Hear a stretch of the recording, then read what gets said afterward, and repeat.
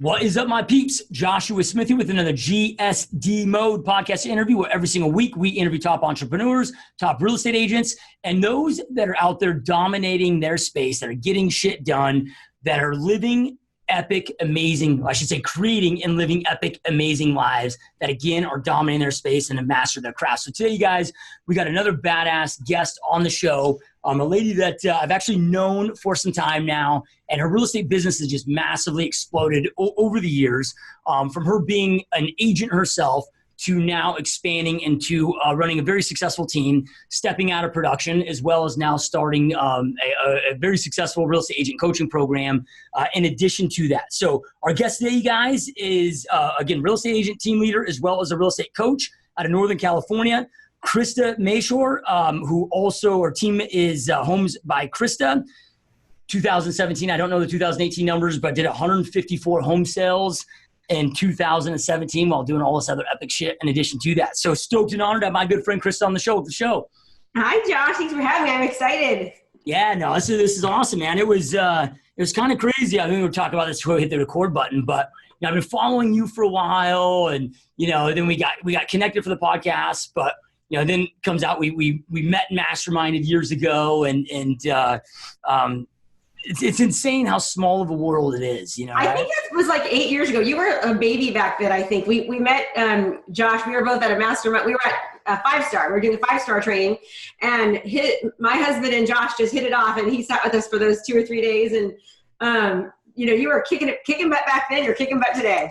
Yeah. Well, the cool thing about real estate, right, is, so many agents get wrapped up in this, you know, this fear of, when the market shifts, you know, like everybody's got this, not everybody, but the majority have this mindset of a seller's market, appreciating market being a good market, right? And there's no such thing as a good or bad market. It's always good for somebody, you know, and you've been somebody that's been able to pivot, you know, right? It's, hey, when the market shifts and changes, and the one thing that we know, the only constant that we know that exists really in the universe is change, right? So Absolutely. As these changes happen, it's just identifying and adapting and identifying, like, whom is the market good for right now? And then let me go out there and target the same fundamentals that help me over here. Now just pivot that and you know, which we'll get deep into that. You know, because a lot of agents, I don't want to say it's fear, but there's a lot of curiosity about, you know, and talk of you know, market changes that may be happening in the next several years. So we'll definitely jump into that. But real quick, before we get into that and what you're doing today, I'm always intrigued in what led our guests down this path in the first place. Like what led you to entrepreneurship and to real estate? Like, how did this journey start in the first place?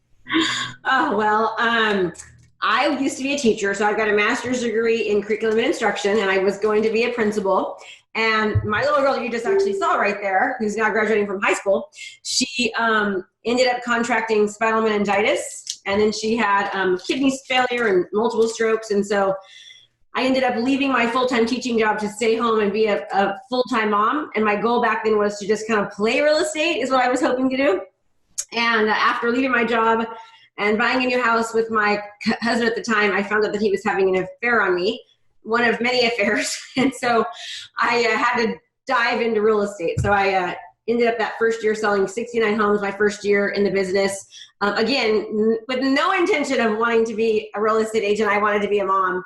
But I had no choice but to kind of, you know, stick to keep my kids safe was my goal, keep them in the house, and keep them, you know, happy was my main objective. They were only 3, and Jalen and Kaylee were like 2.5 and 4.5 at the time. So it was pretty scary. But the market was, you know, it was good. And I just worked my butt to the bones and pushed, and then was doing great for a couple of years, and the market switched to foreclosure. So then, because I was studying the market so well, I kind of could tell something was happening. Started going to asset management companies and banks and picking up foreclosures. I worked with about 13 different asset management companies and banks, and was just doing awesome. My best year, I sold 169 houses, and that was just with me, an assistant, and a transaction coordinator.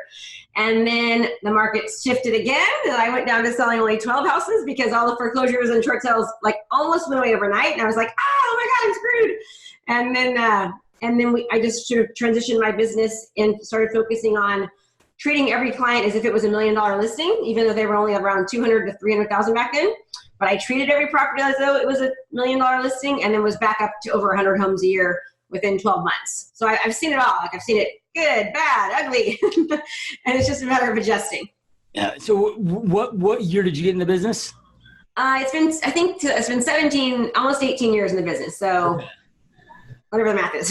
Yeah, I know. So a couple follow-up questions, because 69 homes in your first year, I mean, that's freaking gnarly, right? I mean, it's, because if you think about it, when you get in this business, the hard thing in the beginning is, right? Like, it just takes so much time to build that momentum. It can take, 3 months if you're lucky, but 6 months for a lot of agents for the fruits to start paying off. Yeah. Right. So to do that kind of production in your first 12 months is so damn insane, and I know that I did it. It's like so funny. People ask me and I'm just like, honestly, it was such of a time in my life where I was just going through so much pain. I was going through the divorce and I always had to smile, but inside I was kind of dying, so to speak. I will tell you that I never stopped, meaning we had 50-50 custody back then. So when I didn't have my kids, I was working from 6 a.m. until 9 o'clock at night. It was like that. And then when I had my kids, I was, still working normal hours and trying to be a mom. But I mean, at that time, I tried to be different than everyone else. So for example, if people were doing black and white flyers, I was doing 4-page color brochures, or they didn't have video back then, but I would take CDs and put CDs on my signs with 50 pictures on the CDs and my sticker on it. I mean, I just always try to be very different. I answered my phone every single time it rang. It would be Christmas Eve and I'd go show house or go on an appointment. I never said no that year, right? Because I was in survival mode. Yeah. So then going through that, because I mean, we could break down tactics all day long, time blocking, lead, right? But that's where it all starts, is up here, right? And like you said that, I mean, now this was not the original intention of getting in the business, but lifestyle change that forced you to I guess, adopt a different philosophy and get shit done, right? At an intense level. Now that you've reflected and observed, on this, and I know that you're huge into self-development and an amazing coach yourself. Have you been able to identify ways where, and I'm almost asking selfishly here, it's all right, in my life, I never really cared about money, even though I was making money in real estate, until I lost everything and got myself in a bunch of debt. Yeah, right. Never really paid attention to my health. I lost it, became more of the obese, and then I had to get it back. And, right, where, not taking and shifting into that right mindset until that pain, we're almost forced to. We have no other option. Yeah, right. And trying to get smarter and better at just getting myself to shift in there without having to experience the pain first. But as you reflect back on that, are there ways or things that you do now that you've learned from that to be able to tap into that without an unfortunate life experience happening, but that can tap you into that same insane get shit done mindset? That's a good question. So when you go through a lot of hard times, because everyone does, right? I would never know that you were obese and had those issues or had any health issues. And I think that people look at certain people that are doing well and they just think that they're lucky or they have it easy. And I mean, nobody would have ever guessed that I was going through hell. And I mean, I'm thin, but I was anorexic skinny because I was depressed, going through all that because my family was destroyed. But you get to a point where I remember one day sitting in my kitchen, and it was my first Thanksgiving alone. And I had the girls with me, and there was a knock at the door, and I walked over to answer the door, and it was the new girlfriend picking up my daughters, driving my car. Literally, that doesn't even happen, right? I'm going, what universe does that happen?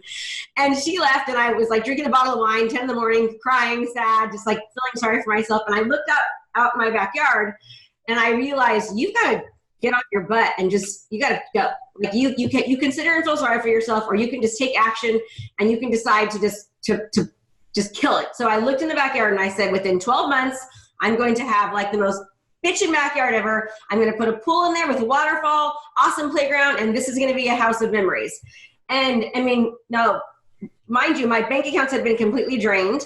And so it didn't really seem like that would happen, but I was taking no for an answer. So it's just a matter of literally shifting your mindset, visualizing your end result where you want it to be, and just going, and then not letting fear stop you. Because I mean, I was scared to death. I mean, I was scared, but I invested in higher level coaching, even when I didn't have the money at that point. Right. And I invested in my business. I started doing, massive door knocking, getting flyers and postcards made, and just doing all the things that you do, even though I didn't really have the means to, but I knew I needed to invest money to make money, and I knew I needed to keep my head right. So even like yesterday, I'll give you an example. I was having a crappy day, right? Steve and I were kind of fighting and whatever else. And so I just said to myself, nope, stop. Like you're done. No more negativity. Focus on your goals, change your mindset. And it's just a matter of telling yourself, you're going to do this. You are doing this. You in the present, it's happening, and just not letting yourself get into the funk. Yeah, no, love it. Powerful stuff. So then you talked about when the market started to shift and change, that you were studying the market. So you had a pulse on it. So you were able to see that transition. And for me, because we were both in the market at the same time, that's when we met during that time. Like I stumbled across my first short sell. I know we were getting ready to close. And the title company's like, well, where's the money from the sellers? And they had taken out a line of credit that they didn't disclose to me. I didn't know as part of the house, whatever. And so I still did my first short sale. And then I was doing a bunch of expires turned into short sales. And then I had a mentor that was like, getting an REO right now. I would have never probably guessed at that point to make that shift. So I kind of lucked out, where yours was very strategic. What did you do, and what kind of recommendations, and like what are you doing now to watch the market so we know? Because when we're not paying attention, it seems like these markets shift on a dime. But if we're paying attention, man, you might have months and months and months, if not years ahead to anticipate it, right? So can you just kind of elaborate and give any advice on that you have? Tons of research. I mean, so reading articles from Inman, reading articles from the National Association of Realtors. I mean, looking at mortgage notes, and when mortgage notes are expiring, seeing why it's all of a sudden taking, there's a lot more inventory entering the market, and it's taking less time for it to end, right? The absorption rate is increasing. Those are the kind of things that I looked at, and I just could tell, like, oh my gosh, all of a sudden we have an increasing amount of homes for sale, and the drops in price are 80,000, 100,000, right? We're in trouble. And so it's just a matter of always educating yourself. So I set up my work week for success every single week, right? Mondays are for client communication, current client communication, and researching what's happening in the market, like educating myself, looking at trends, as well as looking at what new technologies are there. How can I improve my business? That's Mondays.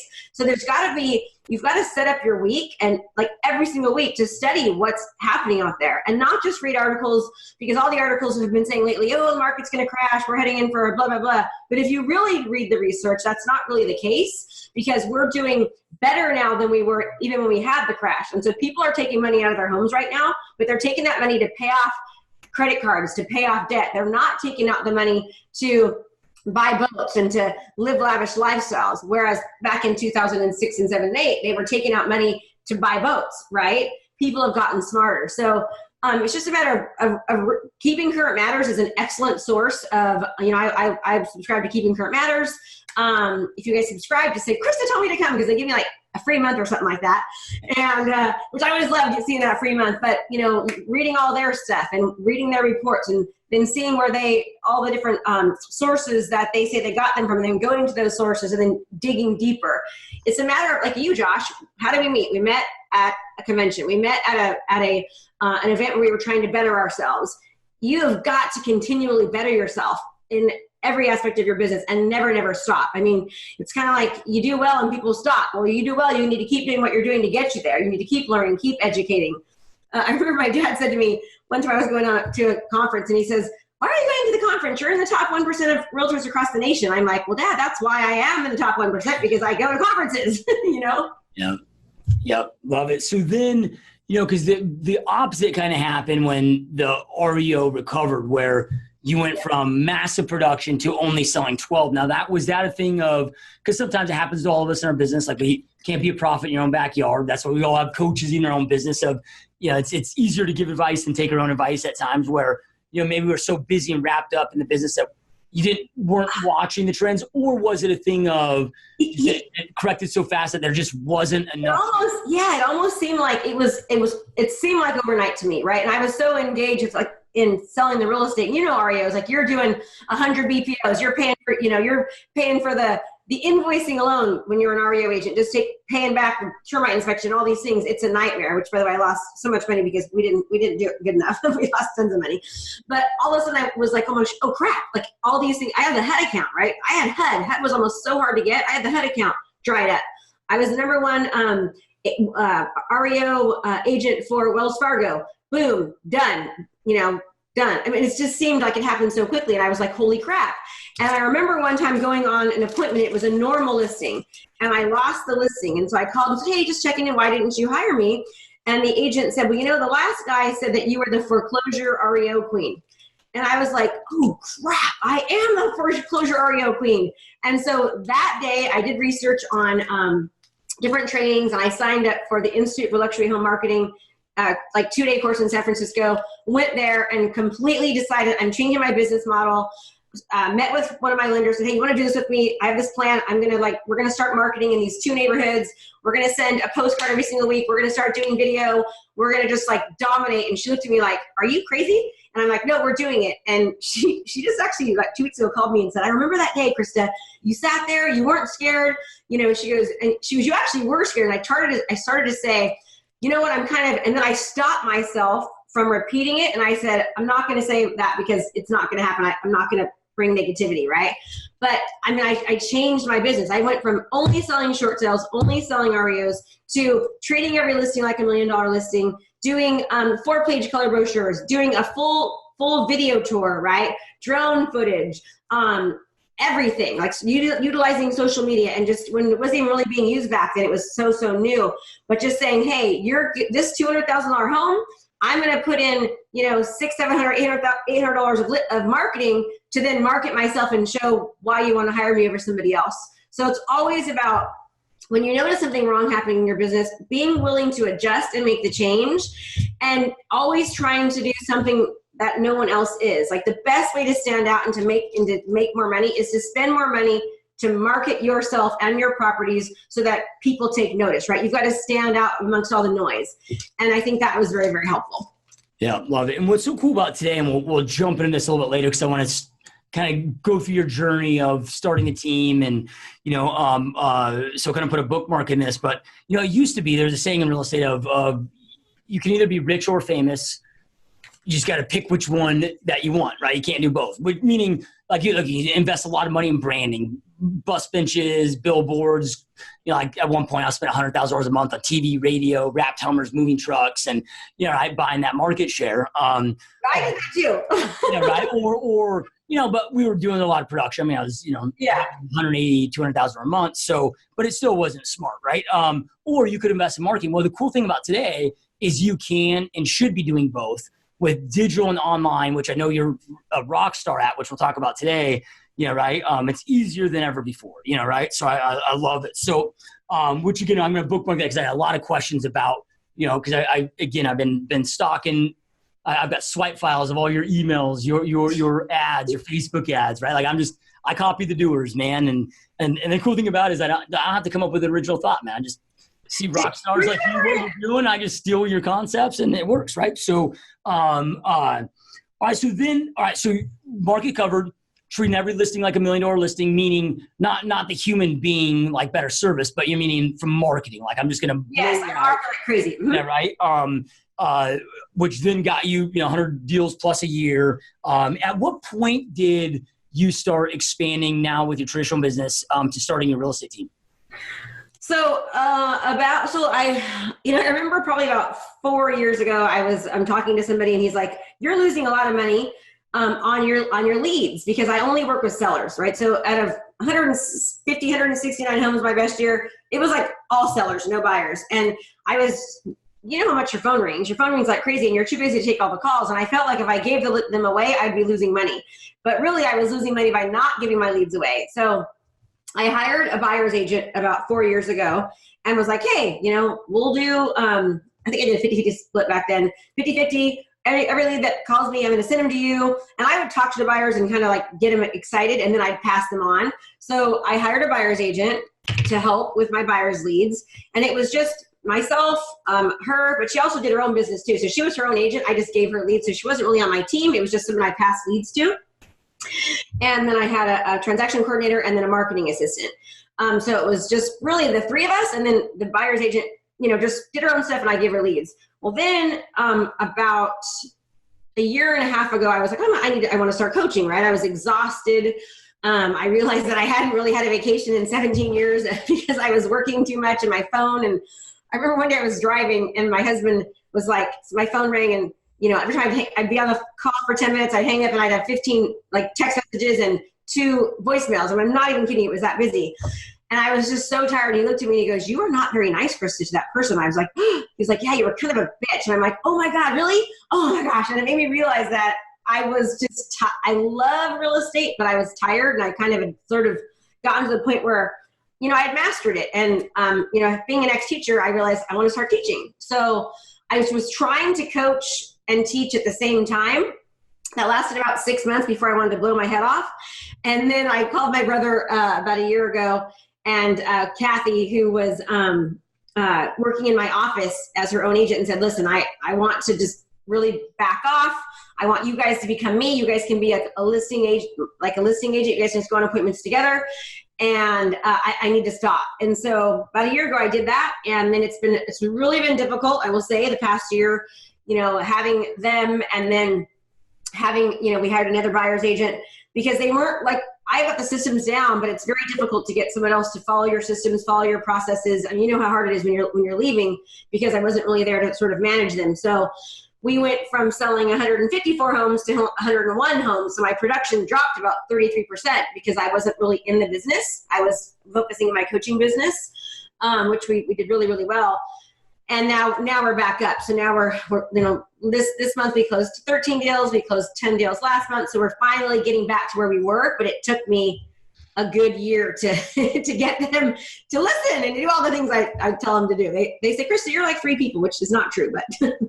I love it. So, a question that I get all the time, and I always love when I have, rock star real estate entrepreneurs on the podcast that I'm interviewing that are also moms, right? Because I get a lot of questions from women that are, moms and they're I hate the word balance, but they want to create this amazing, successful real estate business, but they don't want to be that person that has the regret later in life. I mean, they want to be a great mom, be a great wife, be, great with the family, be, and when I get asked this question, it's like, look, and this is the issue with comparison, is it's careful when we're trying to compare ourselves to, like, we don't always know all the information. Like when I got into real estate, 23 years old, not married, no kids. By the time I started having kids and got married, like my business was doing very well, where my wife was able to stay at home full time. And so like I might grind 80 hours a week, but when I get home, right, we have a house cleaner, like I just play, like I spend as much time with my family as anybody, right. But I still am able to grind because I don't, my situation might be different just due to dumb luck and timing than others, right. But being somebody that was, single mom now, growing all of this, building this successful real estate business, and I've spent time with you and your husband, and, you guys have a great marriage, great relationship. I got remarried, by the way, so he's talking about the new husband. Not the old guy. not the first asshole. Steve now. Steve's an amazing human being. So, but like, and again, I hate the word balance, but maybe that is it. It's a good question. I mean, have for somebody that's asking that question. And, for a woman, I will say, like, we deal with that regret a lot. You feel guilty, right? And I'm not sure if men do, but I know women, we feel guilty. And my daughter graduated 2 years ago.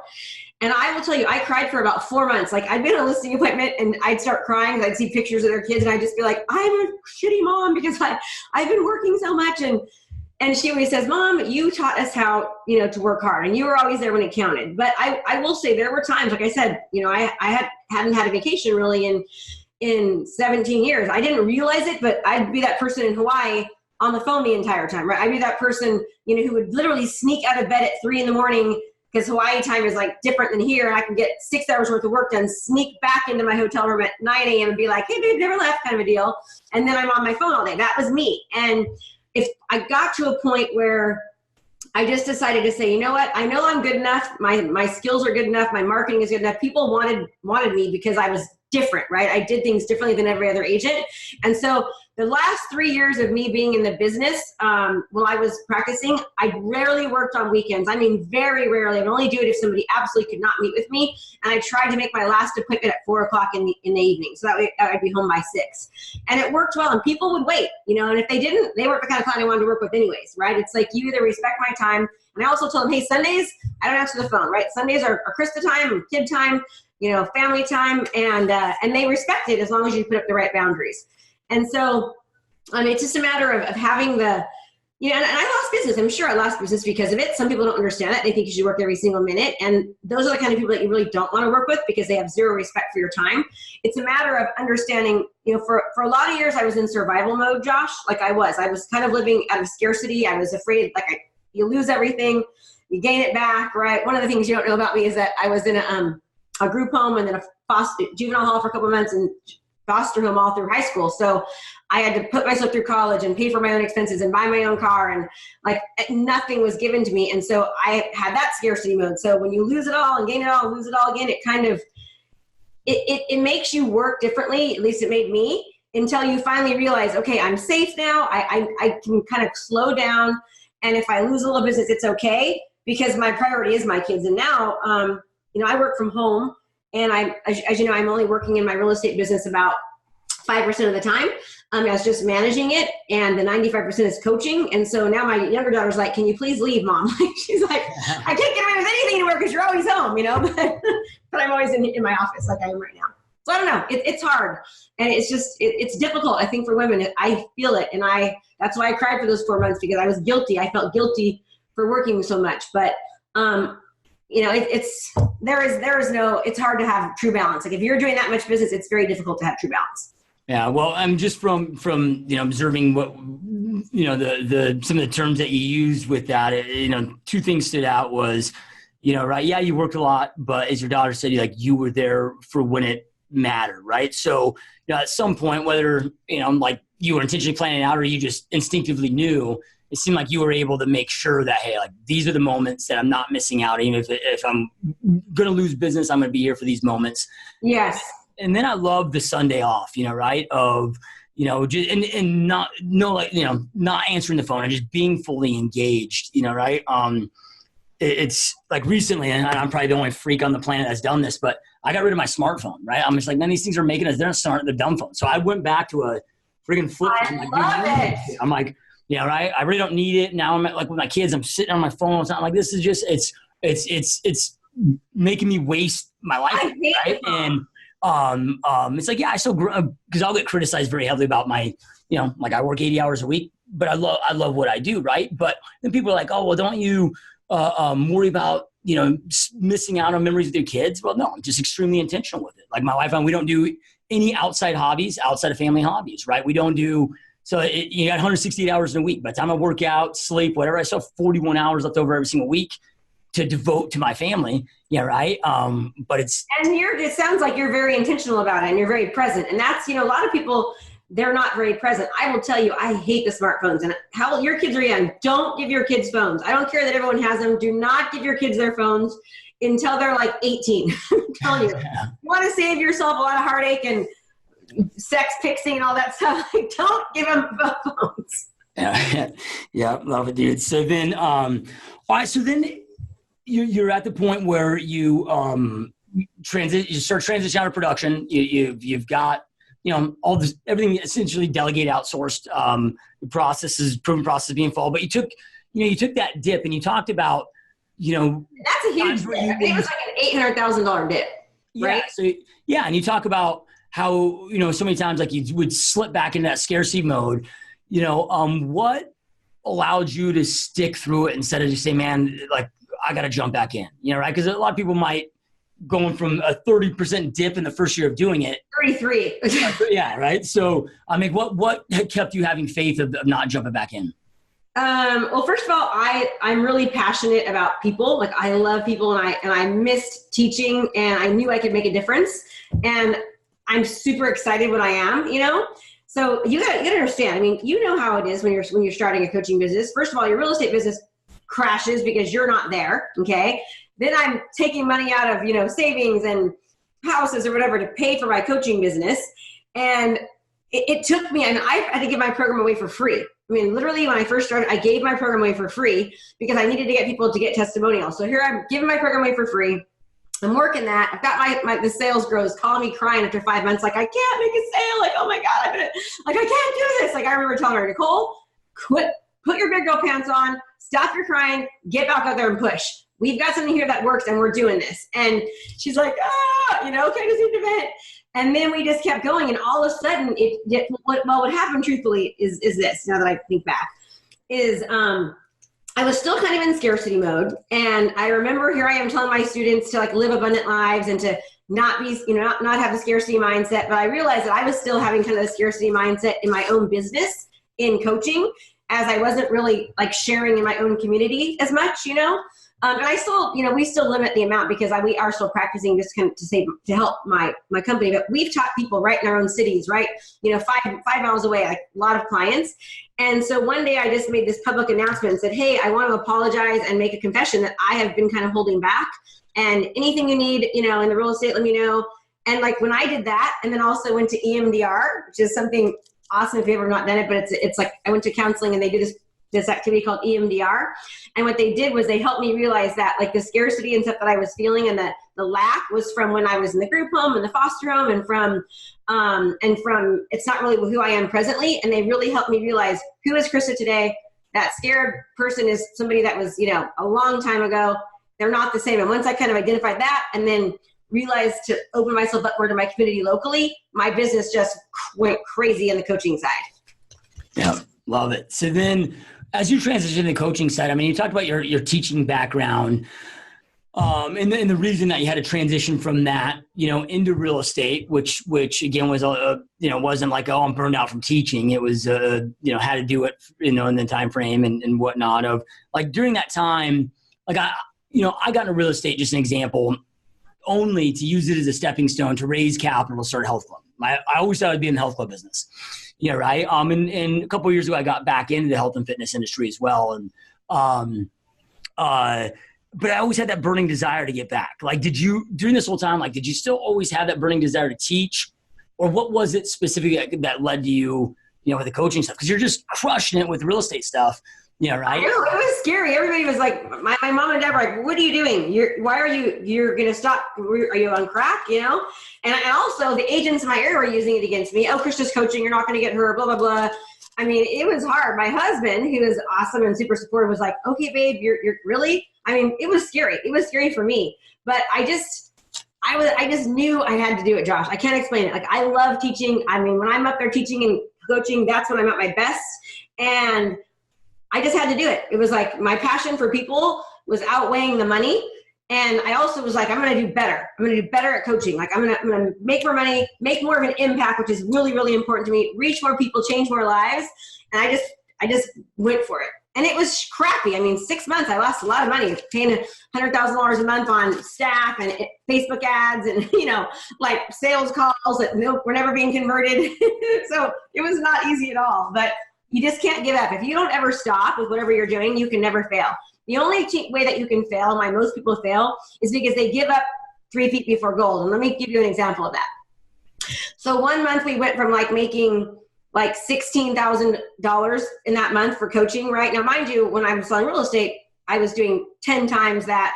1 month I did like $385,000, my best month ever in real estate.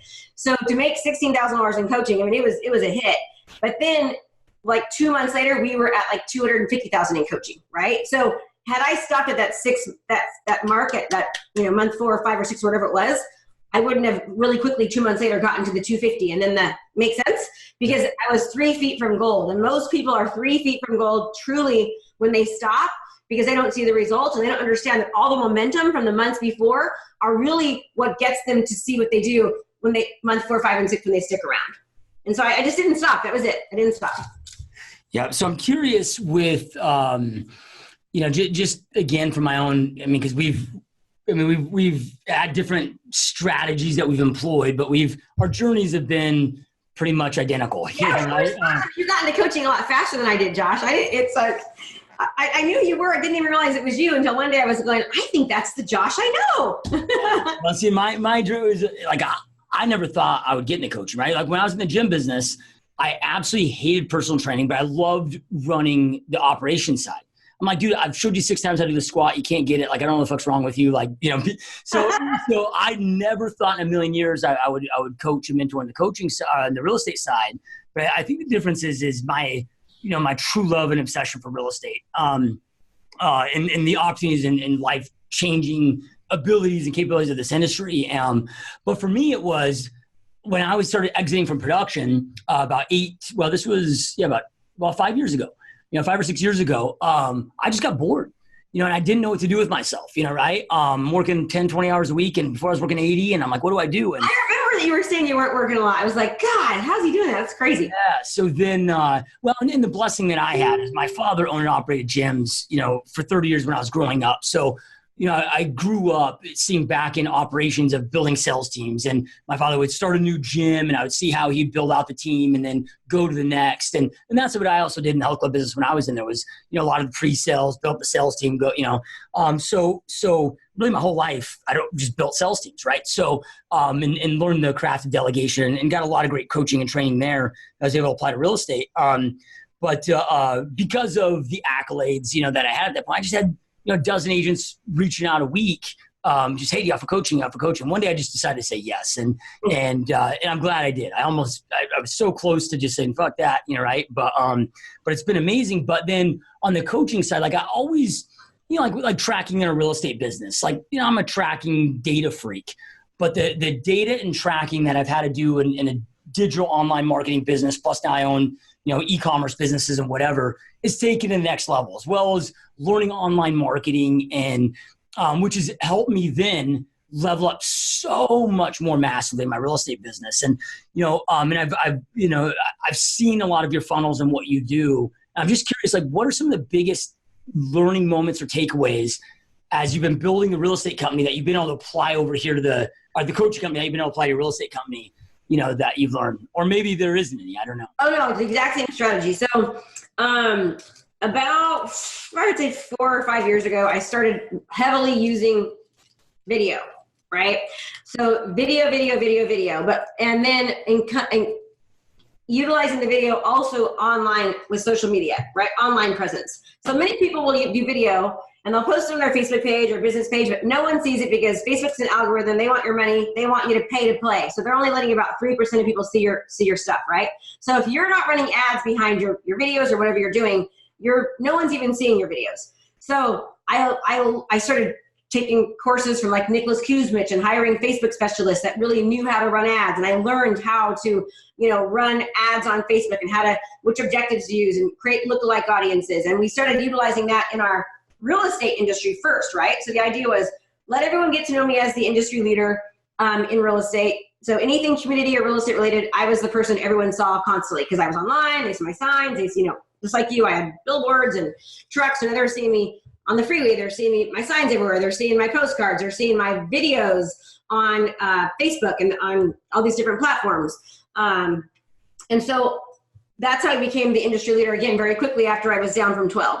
So then that's the exact same strategy I've used in coaching. But what most people will do is they will just, run an ad, sign here, click here, My strategy is send out information, content without ever asking anyone to do anything in return. Get them to know me, like me, and trust me. They'll come with me. And then once they've known me and I've broken down their barriers, then they're more likely to give me information. So you just send out free content. Then I wrote this book, Sell 100 Homes a Year.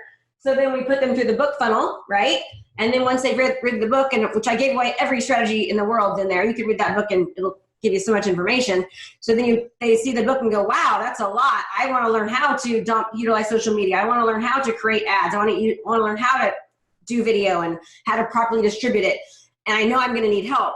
Okay. So then we now teach them that. So it's the video strategy accompanied with social media and having an online presence. Right now, you absolutely should be on Facebook and Instagram. Instagram now is even almost outweighing Facebook.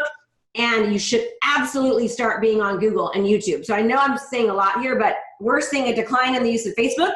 It's increasing in Instagram. Now Google, like pay-per-click and all that, like every single person watching this, you should own your own URL, right? KristaMashore.com or, JoshuaSmith.com. You should own KristaMashoreReviews.com. You want to be able to own these sites so that when people look up and research you, that you're showing up on the top. Now, Google is more affordable than Facebook, right? Because people have left Google, they're going to Facebook. But if you do the math, like we're finding now that we're just starting ads on Google, because it's underutilized. However, people are going to Google to do searches, right? Think about when you go to Google, you're saying you're not going to Facebook for searches. On Facebook, you're there to be, to be educated. To be entertained, right? You're going to look at your friends' pictures and all that. When you're going on Google, you're going there to search information, to find something out, to compare and contrast. That's what you're doing on Google. So you really want to be on those sites. And locally, it's not hard to do. You're never going to be able to beat Zillow and all that because it's impossible, but you can start to show up for your own name.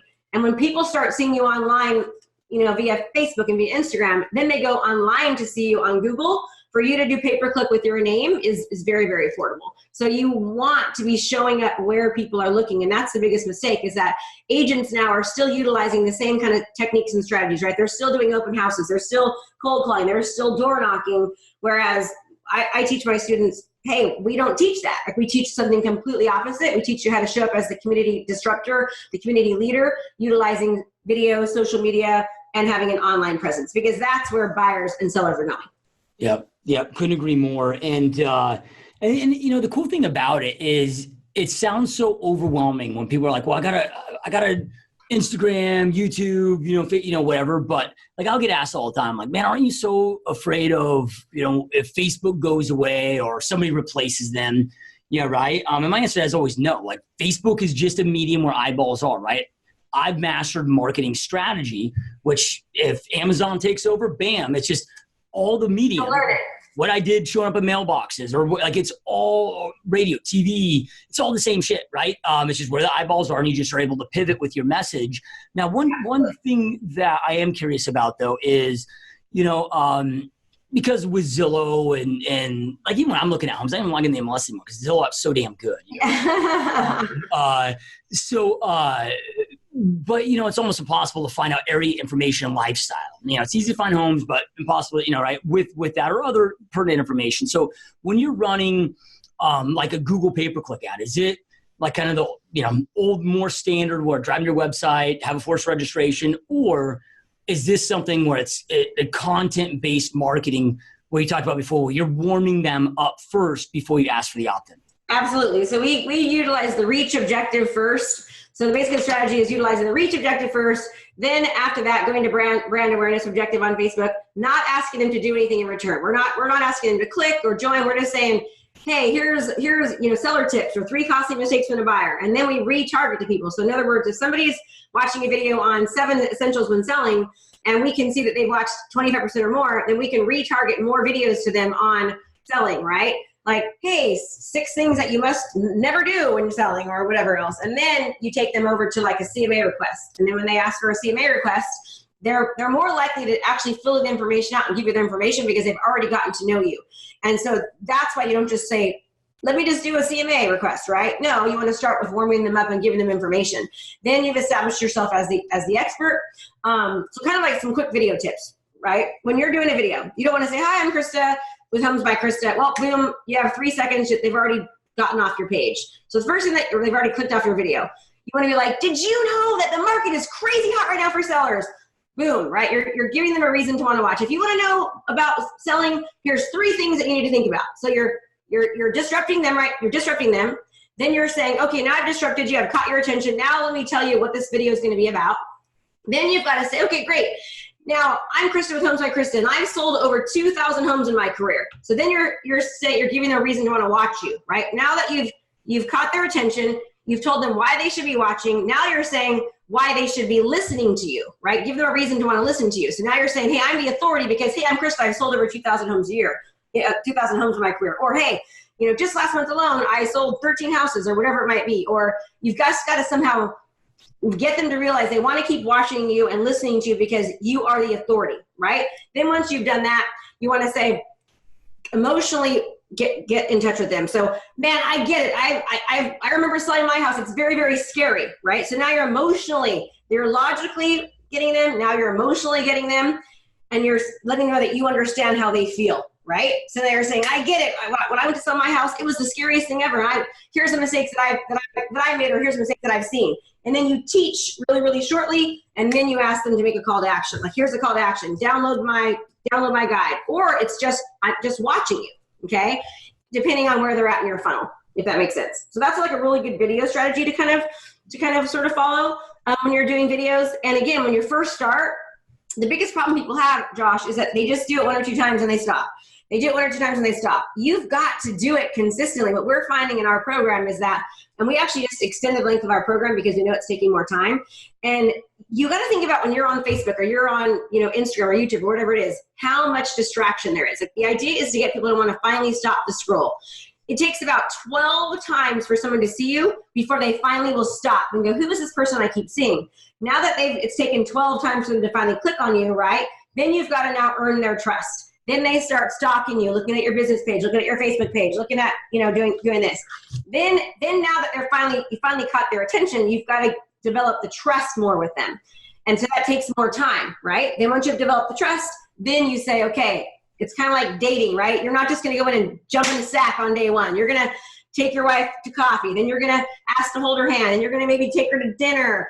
Then you're going to take her for cocktails. Then you're going to be like going in for the hunt, the kill. You're not jumping in bed on day one. That's like later on.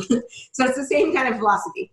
Yeah, love it. So then one other thing that you said, well, let me just back up for a second. I find, and I don't know, I mean, you're the specialist in this in your programs around this. So you work with more people and probably understand the blocks way more than I would on this. But, it just, even when I was getting into video content creation, probably around the same time you did, right? 2012, 13, whatever. It was like, man, like, it wasn't getting in front of the camera that was my concern, or doing the video. It was, like, what do I talk about? Right? And for me, and I'm always just telling people, like, dude, like, don't try to come up with the content yourself. You don't have to, like, go into Flipboard, get relevant articles, right? Know your ideal client, what, right? But, like, just read a dope article on something about, hey, the top 3 trending, home decoration ideas by the 2019 summer or whatever, right? Right? But anyway, with that, like, as far as, because as we're doing these consistently, right? Like, it's hard. We think about so much shit in our business anyway. Like, how can you get that content? And I know you shared Keeping Current Matters and other things too, but, like, what are some recommendations there to come up with content ideas? So think about, like, the biggest objections that you get. What are the most questions that you're asked, right? Like, as an agent, you think you know everything, or you do know everything, but you assume that your buyers and sellers know everything. So I'll give you an example. I just I sat on my home about a week and a half ago for our seller funnel that we're working on, and I went through this process of a seller, right? Like, what does a seller think about? They start to think about selling, and then they think about, oh, what do they need to do to fix their house up, right? How long is it going to take their house to sell? What happens once they go into contract? What are contingencies? How much deposit do they need? Should they do inspections before and after? What should they fix or shouldn't they fix? Like, you think about all the questions that you get asked, and they kind of go over a timeline. So I just sat there, spent about a day, and I wrote out 15 video scripts from, like, in order of what a seller would think. And I just wrote the scripts out, boom, called my videographer, put those on the teleprompter, and hashed them out. Now I can take those videos and I can put them on YouTube, put them on Facebook, do a long form Facebook, put them on my website via a blog. That helps me with search engine optimization, right? On locally, okay? You can take a little small part of that video and you do a quick Instagram ad. You can take that and do a quote card. I mean, just from one video, you get 7 pieces of content if you're utilizing it correctly. So it's a matter of, instead of me going and doing an open house, I'd rather spend that time researching content, creating content that I can then repurpose. So if you just go to Google, Josh, and you type in selling your house on your own or whatever, Google's going to automatically show you the 5 most commonly typed in terms. So you can take those 5 most commonly typed in terms and do a video on it, right? Write content up. You then can go at the very bottom of Google and it says recent researches or other related searches, and you can do videos on all of the other related searches. So you know what you're doing. Why are contingencies? What are contingencies? Why do you need them? Why does the seller need them? Why does the buyer need them? How long should they be? Just with one thing alone, you can really break that apart into a 4 or 5 mini series. So take a term like contingencies. Okay, that's your main thing. Now let's take contingencies and let's say, okay, how can I make this into content? Okay, think about contingencies. How long are they? Okay, who do they protect as a buyer? Who do they protect as a seller? What happens if you remove contingencies? I mean, we can go on and on just about contingencies and make up a video about just contingencies. Go through your contract, go through the process. You've got so much content, you don't even know what to do with it. I need to stand up to my legs. It's just a matter of once you start, it's just a matter of doing it. And don't worry about being perfect. Everybody has an iPhone, right? Y'all got an iPhone. Get an iPhone, get a good tripod, or make sure you have a stabilizer, and just go. Be perfectly imperfect, but just do it. And don't worry about how you look. Like, I used to have super long hair. Okay, my hair was long, it was blonde. My husband loves blonde stripper hair. Like, the more blonde and stripper hair your hair is, like, Steve is loving you, right? Well, my hair was starting to fall out because I have extensions. I had extensions for so many years, and so now I'm like mousy brown short hair. And I have had a really hard time over the past year feeling confident on my videos. Like, I don't feel the same, but I just do it anyways. And if you're worried about how you look, that's how you look. Like, if you don't like how you look on video, then you just don't like how you look, because that is how you look. So it's a matter of just telling yourself, I've got this. I'm a rock star. People love me. I love doing video. Do the Superman pose and just hit record and just go. Yeah, no, I love it. And then, I don't know if you've ever gone online and checked out a company called iOgrapher. But they're, dude, like for your iPhone, for iPads, like they create, essentially it's all live streaming equipment for it, where like, dude, like you get let's just say a newer version of an iPad, plop it in here, it hooks to the tripod, it's got all the boom mics, there's wide angle lenses that you can clip on for like $100. You can have, I need to look into that. iOgrapher. Yep, like I, and then O, and then iOgrapher, right? Okay. So, and I've got about $100,000 of film equipment, and cameras that we spent almost $10,000 on between the lenses, whatever, and you're shooting from the new iPads or a new like iPhone X with they're better than cameras, dude. Like, you can't tell the difference. No. Like, anybody can do this for $100, and then just creating the content. So. Yeah. So, one more thing about video. So don't just talk about real estate. Like, your goal is to be the community market leader. That's what we call ourselves, community market leaders. So you want to be, someone thinks about real estate or community, they want to think about you. So you want to be doing things like, going and doing videos of the local hotspots or dog parks or the best place to take your wife on a date for happy hour, fun things to do with the kids on the weekend, new things, new local attractions. Like, be that person that is the information resource. You don't just want to do video. You don't just want to do real estate. You want to do everything around the community. And it's as simple as you go with your wife to eat and you're like, hey, I'm over here at BJ's and oh my gosh, I just got this awesome hamburger and it's Tuesday nights and they're half off. Buy one, get one half off. You guys got to be there. See you later. Have a great day. Boom. It's as simple as that. Like, telling people about things that you're doing. And then also, you don't always want to have this high production video. People love it when you're vulnerable. Some of my best videos are when I'm just like, barely, no makeup on, hot mess, in my pajamas, like something comes up. And I don't do as much of those anymore because I've been just busy, but those videos do better than the high production ones. So, and we're really seeing that now. We're seeing that, more authentic, raw footage is doing better than high quality done for you. So just start doing it. Like, I'm not kidding. There is going to be more video content. Okay, so this is a true statistic.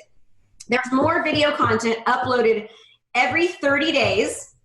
Okay, then there has been in the past 30 years from all the local TV, ABC, NBC, CBS, all of it. So 30 years, all those big TV companies, right, or whatever they're called, more in 30 days than in the past 30 years from all those companies combined. So it goes to show you, like, kids aren't even watching TV anymore. My kids don't even have, cable. Like, my daughter lives with her boyfriend, no cable. She just has her phone. She's got Netflix. She's got, YouTube. That's where people are. Yeah. I was just speaking, with some people on Facebook that work for Facebook on the ad management level, and they're saying that there are 100 hours or 100 million hours of video content watched, not uploaded, but watched every single day on Facebook right now. Which is great. Do you know that you can, so think about this, when you do a video, right? And you upload it through Ads Manager account, you run an ad on Facebook, you can see how much time is being watched. So like we'll see that our videos for real estate, like they're getting 100 hours, 102 hours, 180 hours. You can actually see how much time people are watching your videos. So then you take that video and go, hey, Mr. Seller, here's why you hire me. So we actually are able to reach 100,000, 102,000 people in your city, right? And here it shows that just on this one real estate video alone, we had 207 hours of people watching it. Do you know how many open houses I'd have to do to get that many hours, Mr. Seller? About 5 years to take me, okay? So it's a matter of showing them why you are different and why they should be using you, because you're able to expose their property to the masses, both locally and out of the area. You can show them how much reach, how many video views, how many people saw it, how long. I mean, that's powerful. Whereas most agents are going there and just saying, oh, I use Facebook. Okay, well, show me how you use Facebook. So I always tell my sellers, hey, don't let somebody tell you that they're utilizing social media. Make them show you, because if they're just posting on their page, they're just posting on their business page, no one is seeing it because you have to pay to play. And then you can show them the difference of, here's my videos, here's how much reach we get, how much video views we get, here's my competitors. We properly know how to utilize social media, which is where 99% of buyers are going. Yeah, love it, dude. So then one other thing that you said on your video Facebook funnel, you talked about top of funnel, or the first with a reach campaign. So I'm guessing that's going to be cold audiences, right? Once they hit 20% view or whatever, that's then when you move into a brand awareness. Yeah, but we try to wait 3 to 4 weeks. So you want to make sure 3 to 4 weeks, you want to have at least a 5,000 people reach, which would be very easy to do. So once you're reaching about 5,000, maybe 10,000, depending on how big your area is, then you could move to brand awareness. Then from brand awareness, you start to go to video views objective, then to the traffic objective. So you change your objective, but you always want to continue to go back and forth. So you want to go back to reach, back to brand awareness, back to, right? You want to use the same video and change the objective, because sometimes I'm trying to get people to just see me. Sometimes I'm trying to get people to want to actually watch my videos. So for example, with Facebook, if you say, hey, I want people to watch my videos, you're going to choose the video views objective, which means that Facebook's algorithm is going to be putting people towards that have more of a tendency to watch videos, right? If you use the traffic objective or the lead gen objective, then traffic means, hey, you want them to click on your website, or you're taking them away from Facebook, right? Lead gen objective means I want them to fill something out. But again, they're more likely to fill something out and give you what you want utilizing the lead gen objective in Facebook once you've generated their trust and breaking down their barriers, which is why you use the reach and the brand awareness. Yeah, and it's a full-time job just to learn and stay on top of Facebook, right? With all this stuff. But it's like brand awareness, right? Like one of the uniqueness there is the ad recall lift. Right? And pretty soon, now they're working on with the ad recall lift where you can add that to a custom audience, which I think will be a game changer. But for those that listen to know what that is, 24 hours after they saw your ad, they will ask them, hey, do you remember seeing this ad? Yeah, right. Boom. And when they click the yes, that shows your ad recall lift. And you can get 20% ad recall lift, right? Where you spend like 8 cents to people that click that they remember seeing your shit. Yeah. But another thing to think about too, Josh, is that these social media sites are very, very powerful. And just like Josh said, they change all the time, right? So you've got to make sure that you're studying it enough to know when they make the change, how to be able to overcome it. So for example, because of all of the they're worried about the, sex and gender and all these kind of age discrimination, right? So they're taking away a lot of those features. So come January, they're also taking away the ability to be able to ping on a map. So that's what's so powerful right now. However, if you're able to take your email list, or you're able to go to a company like Cole Realty Resource, where you can download email addresses and phone numbers from a specific location, right? Very geo-targeted. Then you can take those email addresses, upload them into Facebook, create your custom audience, and then create lookalike audiences based upon that. So you're knowing that you're reaching people that are more hyper local. That's a really good thing when I'm talking about making sure you're educating yourself and knowing what's happening. So we know what Facebook's going to be doing in January. They've told us, right? They've put their bylaws out and said what they're doing. So now it's a matter of making sure that we're protecting ourselves, so when that change happens, that we've already been able to combat it. Does that make sense? Yep. Another reason why it's so important to make sure you're educating yourself about what you're doing. Yeah. And this stuff is so powerful. And this isn't just about social media. It's any type of, let's just say, lead gen or funnel that you're going to follow. is, all right, Facebook is a medium, open houses is a medium. I mean, those are all tactics, right? Tactics will never create success unless they're backed by strategy. Yeah, I see so many people, I'll go through out there and dump in a Facebook ad, but they don't know who their ideal client is. They don't know who the customer is. They don't know the pain and pleasure. They don't know how to target. They don't know how to move in and out of audiences. So no wonder this shit doesn't work for them, right? So, Exactly. you know, and here's what I love about it is, yeah, you know, like we can go out there and spend all this time trying to learn this stuff ourselves, right? But the ultimate hack and what like the only thing I've ever gotten right in my whole entire career of real estate is, look, I just go to the person that's crushing it. Like let them, like, for example, like I'll let you spend all the damn time figuring this stuff out, right? Then I'll just jump in your course and learn it and not, you know, right? And then I can just execute, right? So, you know, people sometimes be like, dude, like, how did you, you know, create that new business and you're doing, you know, 7 figures in the first 12 months of this new business? I'm like, dude, I don't fucking waste time. I identify who is the best mofo, you know, at that strategy. I find out what they're doing and I just copy it step by step, and it's the ultimate hack. So, you know, with that being said, because I mean, we're both such believers in coaching and learning great strategy, especially from the doers. Because what I love about this too is not only are you a coach, this is also stuff that you are doing. You have your own sandbox, and I no longer, I know there's always exceptions to the rules, but I no longer am willing to take a risk. And I just kind of have this code where anybody that hasn't done or isn't still in the trenches and creating the results that I want to create, like I choose to not learn from them. And there's so very few of coaches like you in our space that, you know, right? Like maybe they used Facebook ads 3 years ago to build their business and then now they create an agency and, you know, but they're detached from their own business. So like you're proving this stuff in your business first. Absolutely. We test everything first. Well, and not everything. Some of it we'll pull out at the same time with our students, but I mean, I've been doing Facebook ads for years, right? And so we know what's working and what's not working, and we don't teach what's not working, but we also are really on top of the changes. I mean, we're I mean, honestly, we're experts at it. We've tried to hire other people to run our ads for us. They just don't do as well of a job because they don't know the psychology of a buyer or seller. They don't know that it's so different and that's why you come to strategy, right? Anybody can tell they'll run your ads for you, but they don't understand that most businesses are looking for the client right now, whereas we know that our ideal buyer and seller is going to be 3, 6, 12 months out.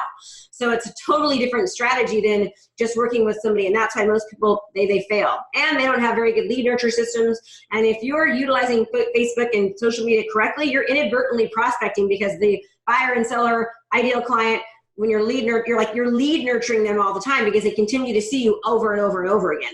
So that way when they are ready, they're like, oh my God, I've been seeing you forever. Oh, let's call her. You know, she's the person that's the expert. But yeah, we're masters at it. We've been doing it really, really well. It's the same strategy that we've done to, you know, pull over 500 clients into our coaching program in the past, I'll say 18 months, but really it's been almost the past just 12 because we sucked really bad at first. We was like that bleeding heart, you know. Well, it is crazy. I'll tell you. And this is where people have to be careful with, you know, you jump on and let's just say you're going to go learn Facebook ads from, you know, I mean, whoever the, you know, shit is and, you know, that you see that, you know, there's some gurus out there that are like, whoever the fuck it is, right? Well, here's the difference though, right? Is what creates success in my e-commerce business, right? I have a supplement company, e-commerce, is massively different than my coaching program, which is massively different than my real estate program or like my actual real estate business, you know, right? Like lead ads, as far as when we're ready to ask for opt-ins, like lead ads crush it, right? Where lead ads because it's e-commerce. You know, so it also is just because this person is a player and they're known, you know, like, I don't know, maybe you're taking a Frank Kern course, right? Well, dude, like if he hasn't crushed it in your niche, you know, I mean, I've wasted so much money by that of hiring, you know, oh, well, this person's Ryan Dice's Facebook guy, I'm going to hire him and they fucking suck. You know, right? It wasn't that they suck. They're brilliant at Ryan Dice's digital marketing platform, but they don't know, you know, real estate. So I've found like you got to be really careful with that. You got to make. We've even found, oh my God, we've, you know, I'm like you. I follow other people, and there's so many people that are like, oh, they're the real estate Facebook guru, and we're like, they're teaching it wrong. I mean, they're teaching it wrong, and they're still so like under advanced. It's really kind of scary because they're taking a lot of people's money and not really getting results. So you absolutely do need to be careful. I mean, look at reviews, look online, see how people are doing, and of course, you know, everyone's going to have haters, but if the overall is good. Like we have people that are in our program that basically say like, oh my God, I feel like I'm learning all over again. Like they're really learning digital marketing, right? We're teaching them how to market in the 21st century. So we have agents that have been in the business for 15 years and they're like, holy crap, I did not know what I didn't know. Like they have no idea. So like for me, I've got coached before for real estate coaches way back when, but I'm always in coaching, but it's not real estate coaches because I've mastered real estate, right? I'm getting coached by leadership coaching and digital marketing strategists, right? Those are the people that I'm hiring. So they're different, and those are the strategies that we teach. Like I just paid $34,000 to a company that is going to be helping me with my Google SEO, and I'm going to learn from them and then do it on our own, and we'll start incorporating that into our training. So we're always getting like pulling out our checkbook, right? We're always paying to learn because I know that if I pay money, I'll get there faster. I want to learn from someone that's done it, made mistakes, and I want to take the fast track. So I am very much willing to spend the money to make the money, right? So I always tell my students, I eat my own dog food. I tell you that you need coaching, you need help, you need mentoring, because an idea is great, learning is great, but if you don't have you need help, you need coaching, you need to learn how to get there, you need questions answered, right? And I know I always have too. So the reason I've always been able to do well is because I absolutely invest in my business. I invest in myself. I spend money to make more money, right? I spend money to lose it too, but the ultimate goal is to spend it to make it. But you have to. It's impossible to, everyone, I want the skill to make the money, but they're not willing to pay for it. Like real estate agents don't understand that they're entrepreneurs, they're business owners. They have to spend money. Like if you go and get this, like I know a guy that spent like $275,000 on a coffee cart, like portable coffee cart thing. And that's to make like $5 a cup of coffee, right? And that's a huge investment. But real estate agents don't want to invest in their own business to make $3,000, $20,000, $50,000, $30,000 in commission, right? You know, what's the average commission? $6,000 across the country, probably. Yep. But they don't want to. You know, they want to make all this money, but they don't want to invest in the skills to actually help them make more money. It baffles me. Yeah. Now I've just kind of always followed as for self-development, you know, Jim Rohn's philosophies of 10% of your gross revenue of your business is allocated to self-development. And as you grow and expand, I guess it's harder to invest in yourself, but now you can invest that in your people and, you know, whatever.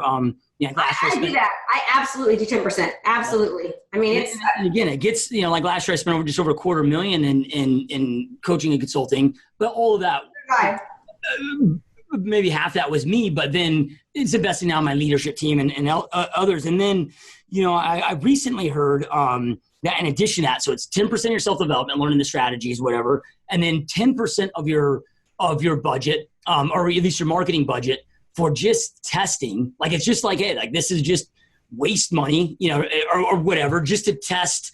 Yeah. Right.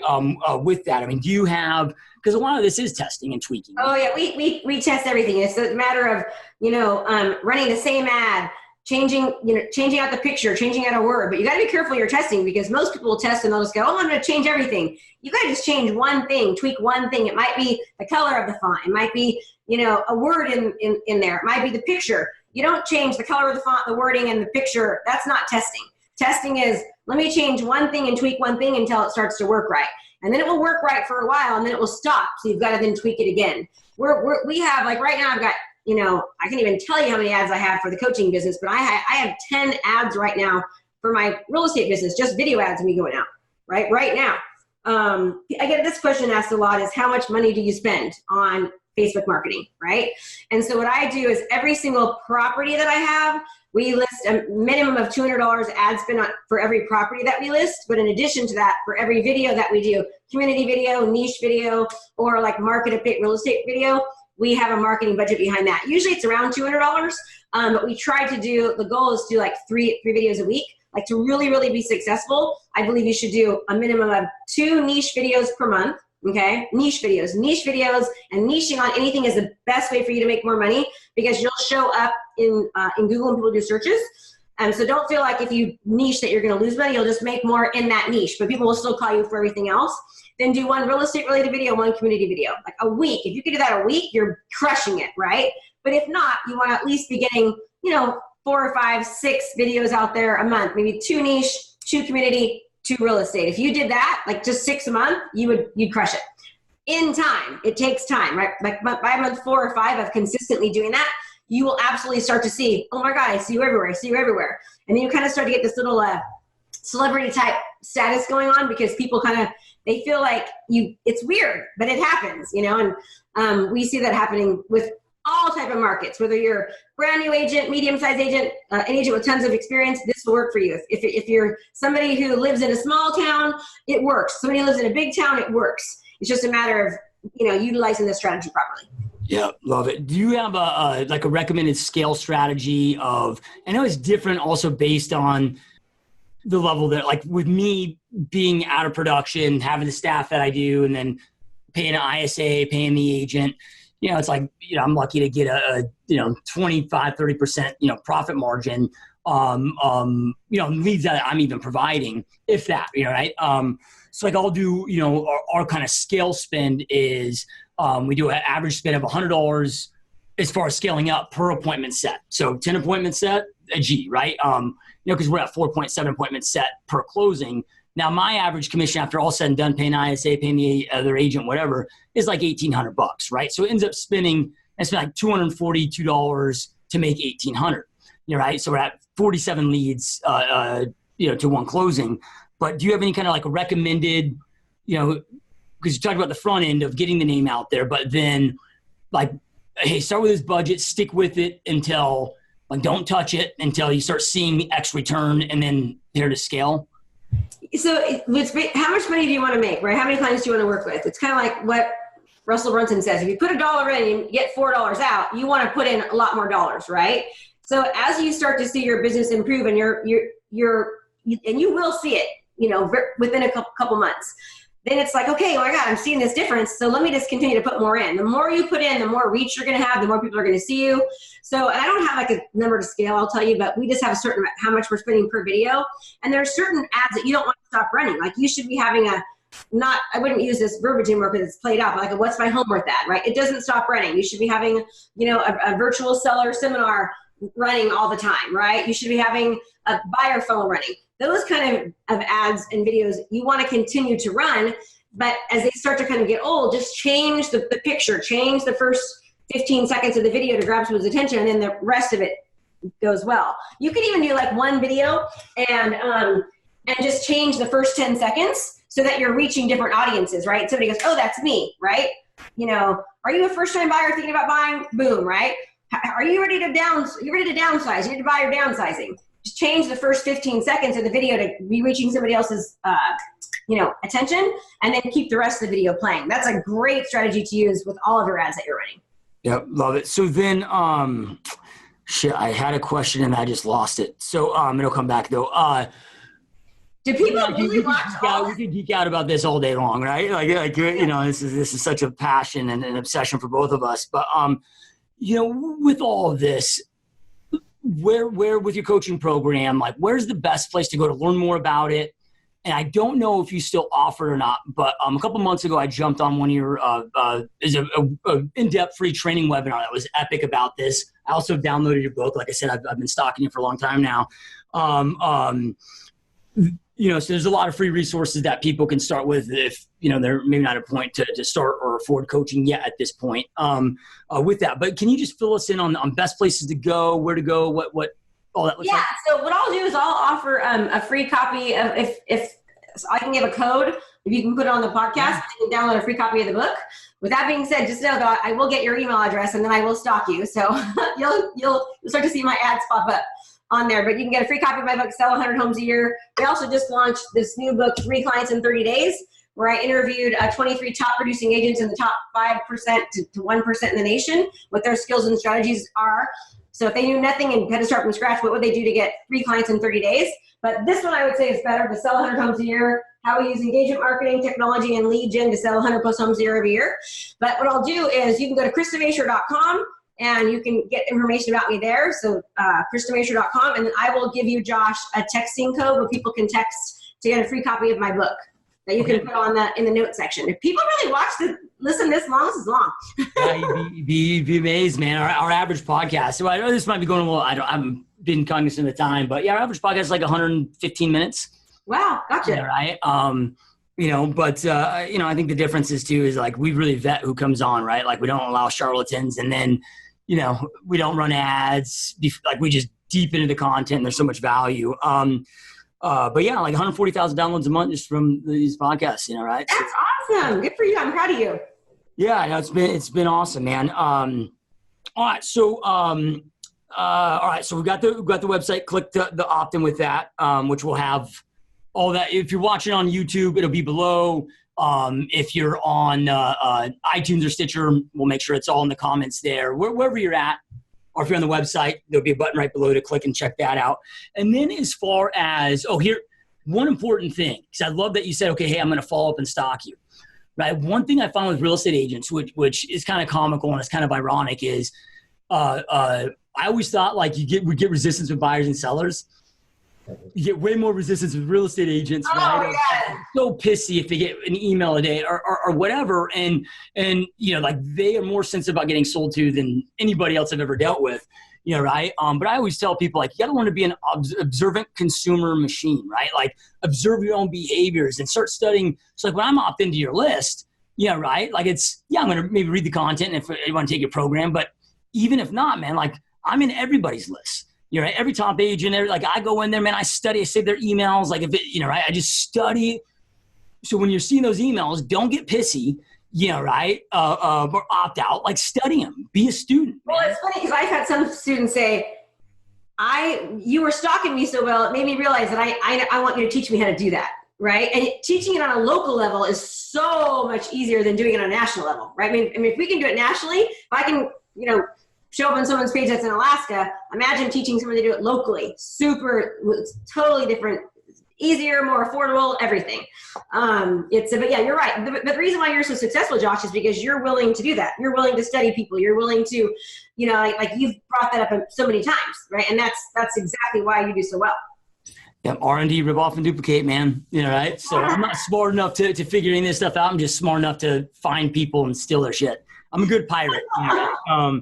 All right. So one last question before we wrap up here.